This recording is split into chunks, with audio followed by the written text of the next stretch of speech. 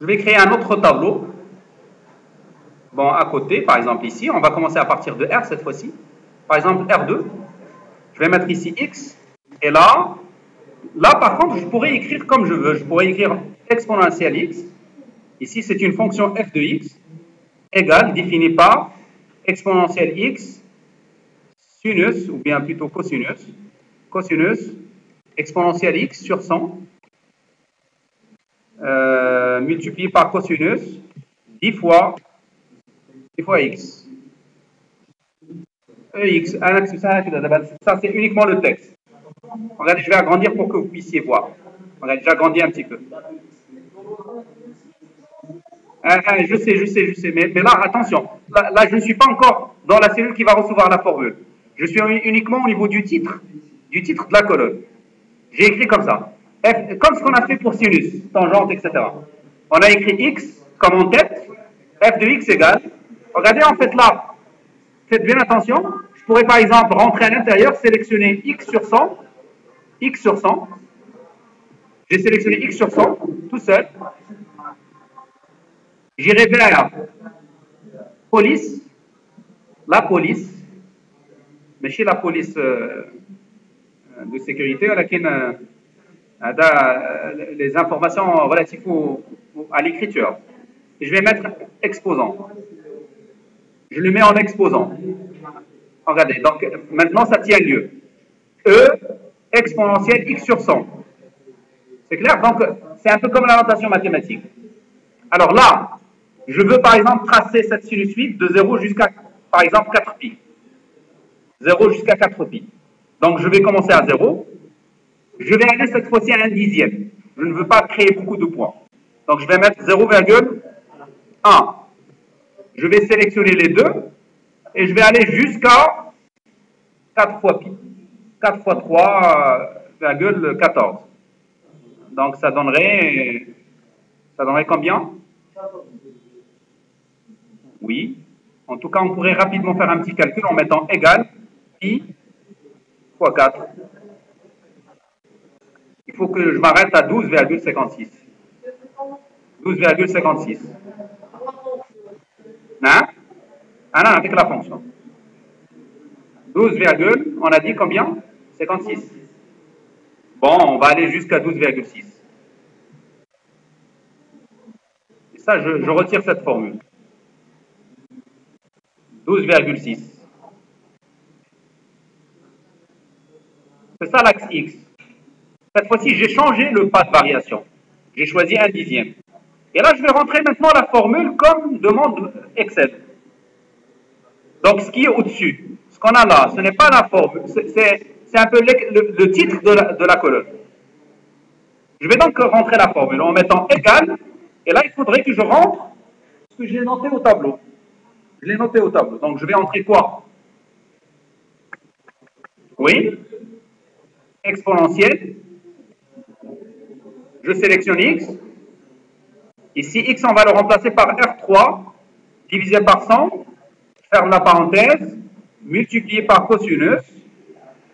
10 multiplié par R3 encore. J'ai calculé. Au début, ça va donner 1. Je vais maintenant double-cliquer pour étendre le calcul. Je vais tracer maintenant. Je représente graphiquement. 12,6. On s'arrêtera à 12,6. On insère justement toujours un nuage de points. Mais là, il faut passer par comme on a pris un pas qui est grand, il faut passer par un lissage. Bon, il n'y a pas beaucoup d'amortissement ici. Alors, la première chose que vous allez constater, c'est que ça oscille beaucoup. Parce qu'on a mis 10 fois X. Donc peut-être on va réduire un peu le 10. On va le réduire. Donc au lieu de mettre fois 10, je mettrai par exemple fois 2 seulement. Et puis je double-clique ici. On aura moins d'oscillation cette fois-ci. Mais l'amortissement, il n'est pas très clair, l'amortissement ici. Oui, donc au niveau exponentiel, au lieu de diviser par, c'est moins, il fallait que je mette moins. On a oublié le moins. Comment? Par? Là, il ne faut pas multiplier par 100, juste un moins. Et je pense que ça va donner un bon résultat. Non, c'est pas suffisant, non. Donc, comment? 1 sur 100, c'est beaucoup, oui. Donc, on met sur 10, par exemple.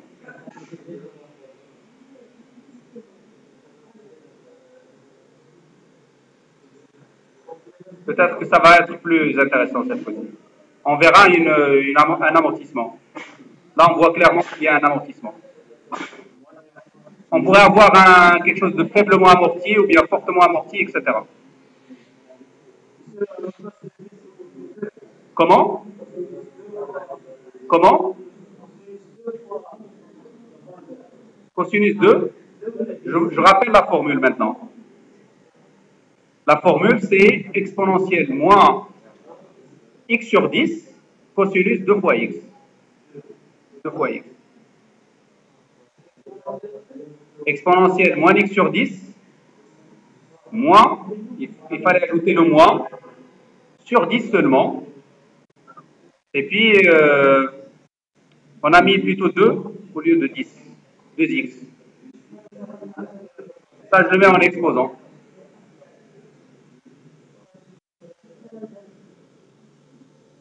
Voilà, ça marche comme ça marche. Je vais agrandir, comme ça vous pouvez voir un petit peu ce qu'on a fait là. Comment? Combien de fois il va falloir qu'on le répète? Voici la formule, vous la voyez devant vous. Moins exponentielle, moins x sur 10, cosinus de x. À titre d'exemple, en fait, on pourrait jouer sur les coefficients. Par quoi on divise et par quoi on multiplie, on pourrait donc les changer de telle sorte à obtenir ce qu'on souhaite.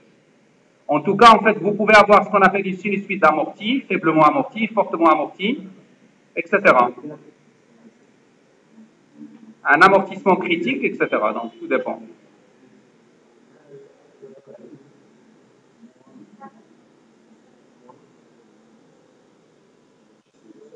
Si on veut avoir un amortissement plus fort, que doit-on faire alors, à votre avis, pour avoir un amortissement plus fort?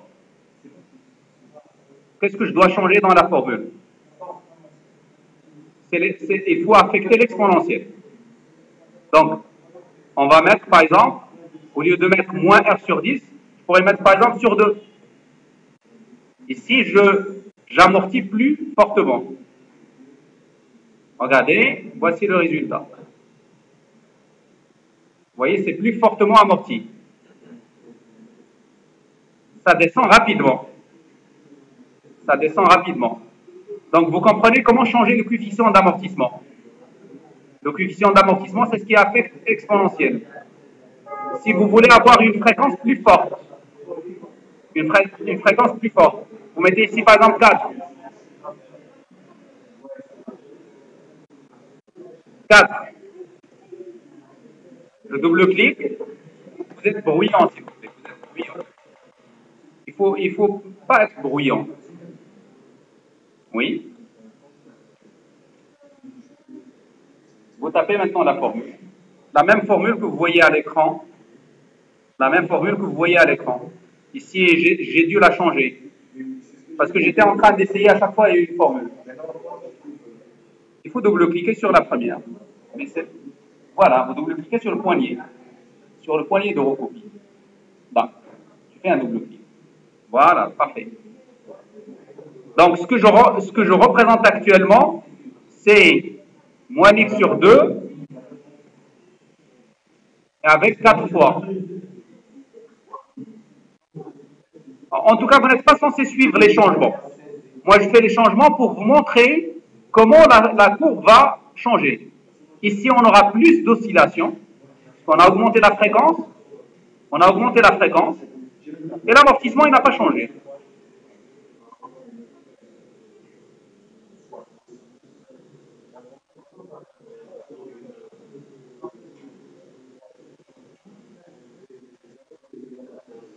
Voici la formule. Pour la voir, je reste ici. Comme ça, vous voyez la formule. Vous la voyez maintenant? C'est les constantes, c'est peu importe. Moi, j'ai mis divisé par 2 pour avoir un amortissement donné. J'ai mis multiplié par 4 pour avoir une fréquence donnée. Donc, si vous changez le 2 et le 4, deux choses vont changer. La fréquence va changer et l'amortissement va changer. Comment? Vous vous arrêtez à 12, on a dit 12, oui.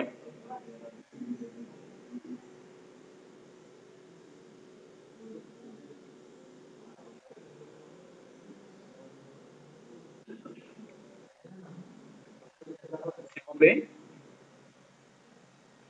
C'est bon, vous l'avez terminé. Alors, je vais arrêter l'enregistrement ici.